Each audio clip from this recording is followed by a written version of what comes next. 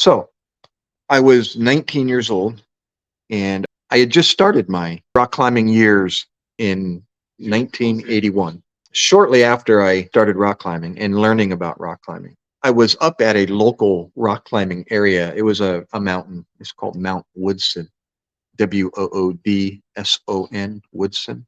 And this mountain is covered with boulders, these big rocks the size of this house. I mean, giant. And these rocks were a gymnasium, a playground for rock climbers. And we practice our climbing on these giant rocks.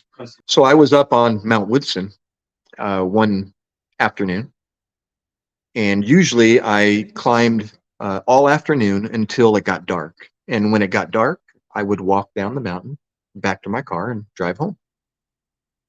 Usually get something to eat on the way home because I'm, super hungry after a full day of climbing.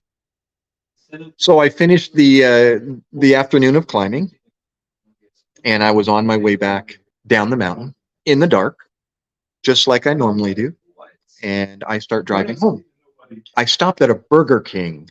That was a normal stop for me after climbing, was to stop at Burger King and get a big old burger and French fries and a drink. And then I got back in my car and I started driving home. It was about 9:30, 10 p.m., I think, at this time. Because that time of the year, the sun went down late. So I remember it was about 8:30, 9 o'clock when I got back down to the car. And then when I got to Burger King, it's 9:30, and I started, after I got done eating, it was about 10 o'clock p.m. when in the dark, driving home. And it's about a 15, 20 miles to get from Mount Woodson to my house. So I started driving home, same route, same direction, same speed, same routine, same lane. And this time, I believe I was in the fast lane. I was in the fast lane. I saw headlights in front of me. Well, on a freeway, there shouldn't be anybody coming directly at you because the other side of the freeway is about 100 feet over there to your left. There's usually a center divide or a wall, that separates the two directions of travel. There shouldn't be any headlights coming at you. But my memory was I saw some headlights and I turned my head to get my eyes away from the light.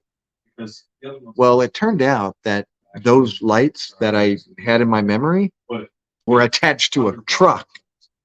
It was called a F-100. It's a Ford truck. And it was a work truck. And it turned out it was a welding truck, and it was a company truck. And he lost control of his car from over on my left, and he came across that dirt section all the way across the lane as I was going southbound, and he came directly in front of me. And I struck his vehicle right about where that cab connects to the bed. I don't remember hitting him. I don't remember any noises. I don't remember anything other than seeing lights and turning my head. I have that memory. And I was driving a Datsun 310 hatchback. Turned out the driver of the truck, he was a drunk driver, lost control of his car, came across all the dirt section in the middle called the median, and then into the southbound lane of travel. And I was the first car he hit.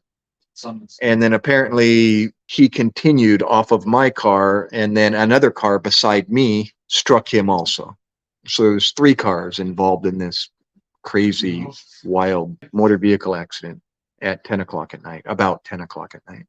I was not wearing my seatbelt, and here in America, they did not implement a seatbelt law yet.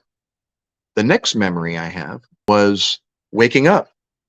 I had my head turned and somebody was pushing down on my head, and I started to try to sit up, and somebody was holding me down saying, "It's okay. You're in the hospital. You're in the emergency room. I'm putting stitches in your face." I ended up having trauma to this side of my face, and my neck and my chest. And then I realized somebody was holding my hand, my right hand.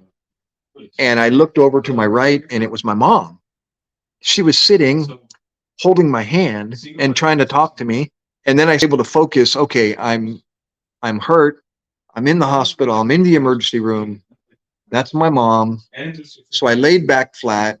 He finished up his work. And then I ended up in the hospital for 6 days, recovering and being observed. Because I wasn't wearing a seatbelt, my chest ended up hitting the steering wheel. I broke the bone in my orbit. I had a steering wheel contuse, bruise my heart. And my heart was in a abnormal rhythm because of that, called a premature ventricular contractions, PVCs. It eventually resolved itself. I didn't have to have any intervention or any surgeries or any treatment. Yeah, that's what happened to me back in 1982. Yeah.